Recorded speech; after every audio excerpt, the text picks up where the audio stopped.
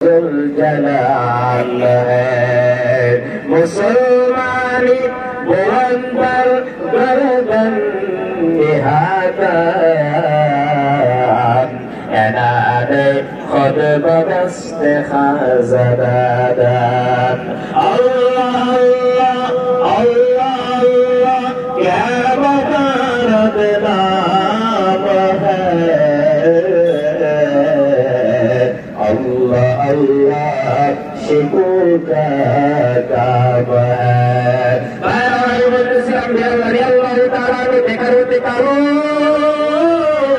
ईमान ছিল ঈমান থাকার কারণে আল্লাহর নবী যেই সোয়ারের উপরে বেশবিস্তার করে জান্নাতের মধ্যে যাবে ওই নিখিল বিলালের হাতের মধ্যে থাকবে আর আল্লাহর নবীর আগে বিলাল জান্নাতে যাবে বলুন সুবহানাল্লাহ। এই জন্য ঈমান থাকতে হবে, ঈমান নাই কিছুই নাই। এই শব্দ এই জন্য কইছে যে ঈমান এক নম্বর বস্তু। আমার নবীর নিয়ত সমস্ত আমলের দারোয়ার এর উপরে আপনারা যদি ঈমান না থাকে তাহলে আপনি যেটা আমল করেন কাজ হবে না।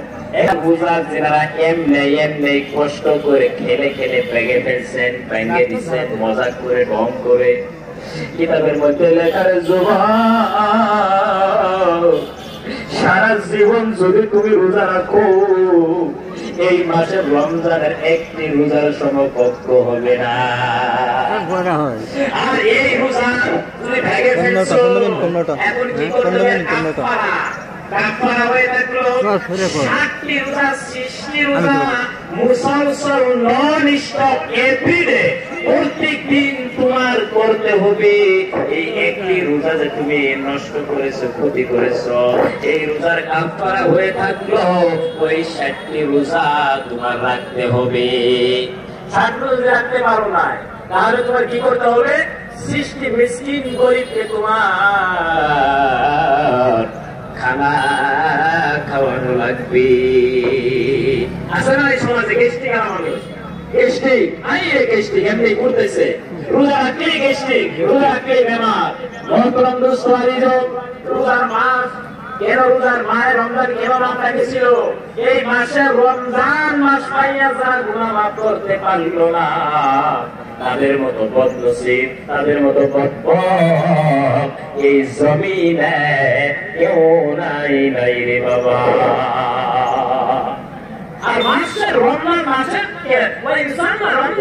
রমজান মাসকে এই জন্যই রমজান মাস নাম রাখা হয়েছে। এরা এই মাসের মধ্যে গুনাহ মাফ করে দেওয়া হয়, গুনাহগুলো করে দেওয়া হয়। সুবহানাল্লাহ বলে আমরা তো রোজাই রাখি না ভাই আমার।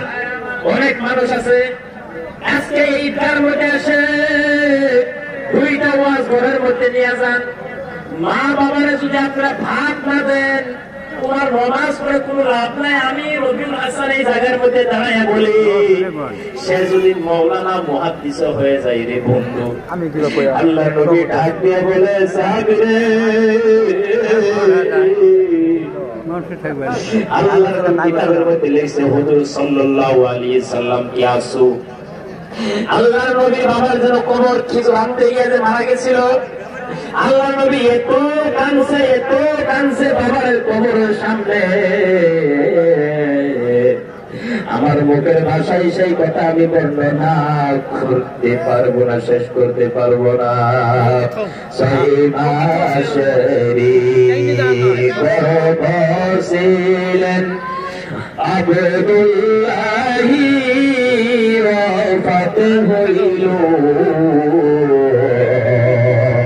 ইতিম হইলেন নবী বাবা ডাক দিলেন না।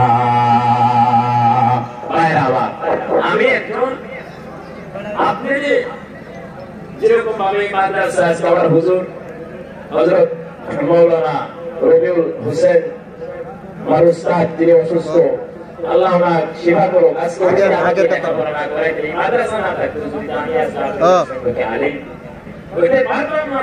আমি আগে বলেছি আইতাছি আমি ভাষায় আমরা বলতেছি বিভিন্ন জায়গায় গিয়ে বলতে পারতাম কিন্তু খুশি